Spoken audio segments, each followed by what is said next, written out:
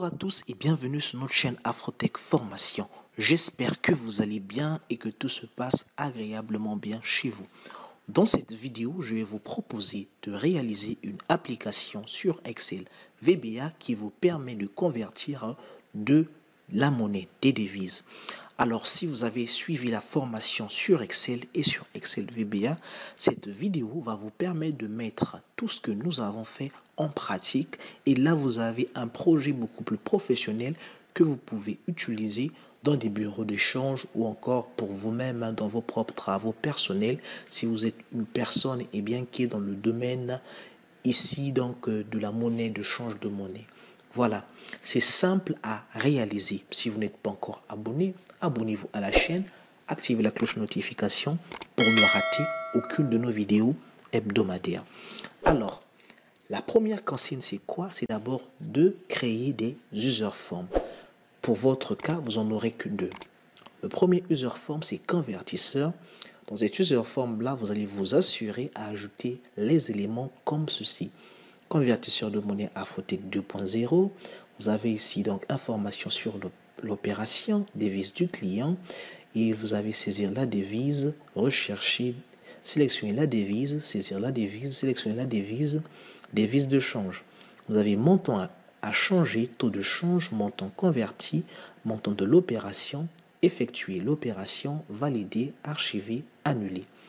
Vous avez aussi information du client, le nom, le prénom, l'adresse, le téléphone, pièce d'identité. Vous avez aussi toutes les opérations. Voilà pour ce premier user form.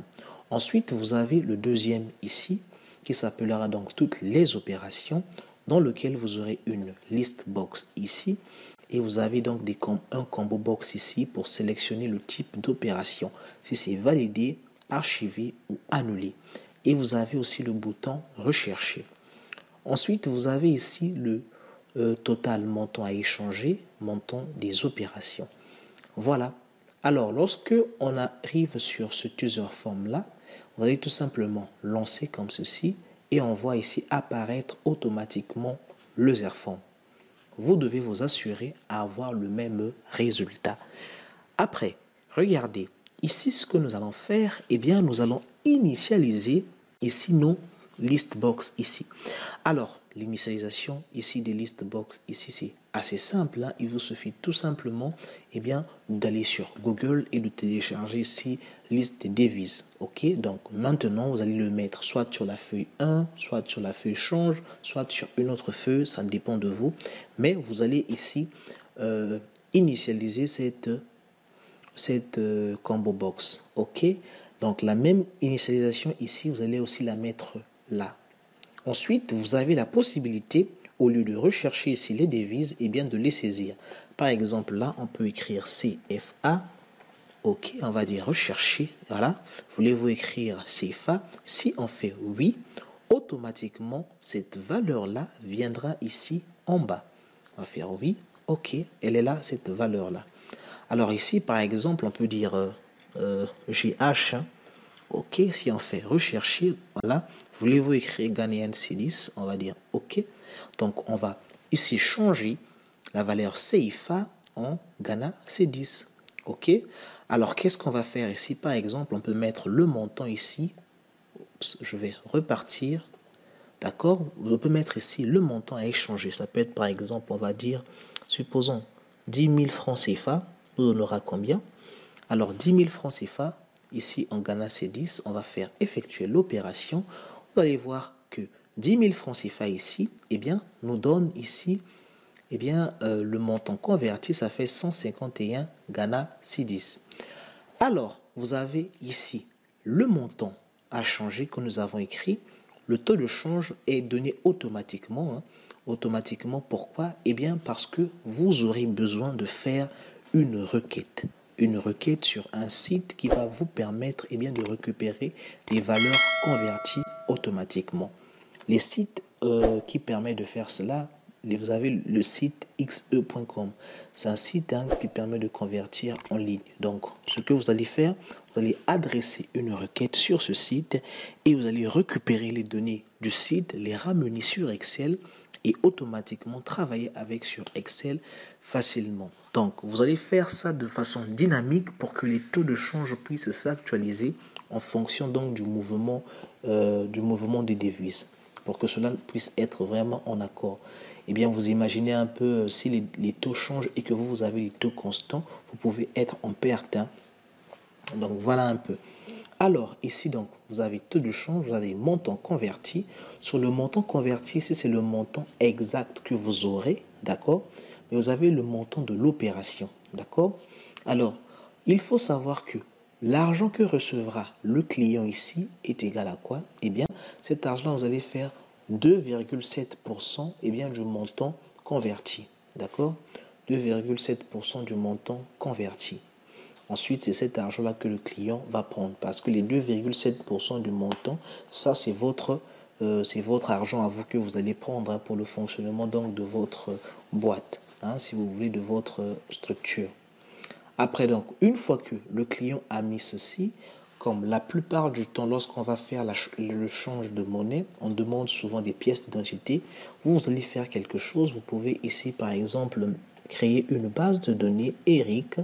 D'accord, Eric Sam, comme ceci. Vous prenez son adresse, il vit au 47. Voilà, Bridge, comme ceci. OK, le téléphone, vous mettez un numéro de téléphone, peu importe. OK. Alors, vous mettez la pièce d'identité ici, par exemple, permis de conduire. Et là, par exemple, vous avez carte professionnelle. Et une fois que vous avez fait ceci, vous pouvez, si vous voulez, valider l'opération au cas où le client acceptait de recevoir cette somme-là. Si il n'accepte pas, il dit que, par exemple, il reviendra, vous pouvez archiver cela. Ou bien, s'il n'a pas accepté, il dit que c'est trop bien pour des raisons ou autres, vous pouvez faire annuler. Néanmoins, dans votre base de données, vous aurez les opérations validées, les opérations archivées et les opérations annulées. Pour notre cas ici, on va dire par exemple, on va mettre ça dans archiver. OK? Une fois qu'on met dans archiver, eh bien ici nous avons opération archivée. OK? Automatiquement, ici on va fermer notre user form. Voilà un peu. Donc, une fois que vous avez fait ça, vous avez toutes les opérations. Dans toutes les opérations ici, en fait, vous avez ici toutes les opérations que vous avez effectuées là, d'accord?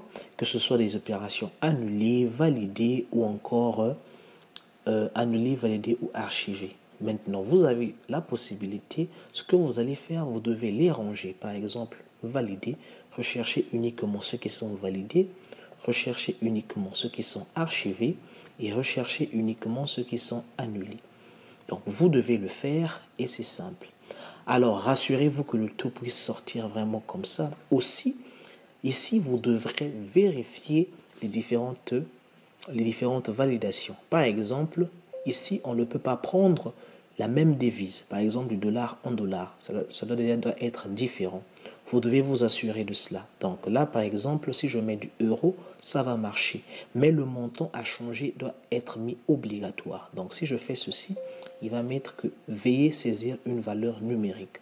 Parce que là, nous avons un vide, d'accord? Donc on ne peut pas continuer. Si on met par exemple KL et qu'on fait effectuer, eh bien, c'est pas bien. Automatiquement, il va effacer. Rassurez-vous que lorsqu'on va mettre ici notre curseur, qu'on puisse avoir un message, par exemple, qui dit « Saisir le montant a changé ». OK? Donc là, par exemple, si on met 90, OK? En bas ici, vous avez le taux. Le taux, vous ne pouvez pas le modifier. D'accord? Même si vous écrivez, vous ne pouvez pas le modifier. Le montant converti également. Le montant de l'opération également. Et rassurez-vous que lorsqu'on fait passer notre curseur ici, qu'on puisse avoir cette forme-là. D'accord? Qu'on puisse avoir cette forme-là. Et une fois que c'est fait ici, par exemple, on peut venir effectuer ici donc l'opération. D'accord? Vous pouvez vous assurer également aussi ici avec les noms, les prénoms que nous puissions avoir donc que nous puissions avoir vraiment du texte ici et permettez à l'opérateur d'avoir des indications à chaque fois qu'il va saisir. Enfin, au niveau ici donc de passeport, rassurez-vous qu'il puisse avoir cette présentation-là. Ok? Voilà un peu pour l'énoncé de l'exercice. J'espère que vous êtes très enthousiaste de le faire et j'espère que cela vraiment va beaucoup vous faire du bien en termes de réflexion. Donc ici, le but, c'est vraiment de manipuler le VBA, mais aussi donc les boucles. Aussi, vous aurez donc besoin voilà, de faire donc des requêtes sur Internet. Donc voilà un peu, voici l'aperçu de notre code et j'espère qu'il va vous permettre à faire ce que vous pouvez. Donc on se retrouve à très bientôt dans une prochaine vidéo sur Afrotech Formation. Vous aurez la correction de cette vidéo d'ici 2 semaines ou 3 pour que je vous laisse le temps au moins de pouvoir faire encore. Et comme ça, on va simplement avoir le même résultat. On se dit à très bientôt sur Afrotech Formation. Merci.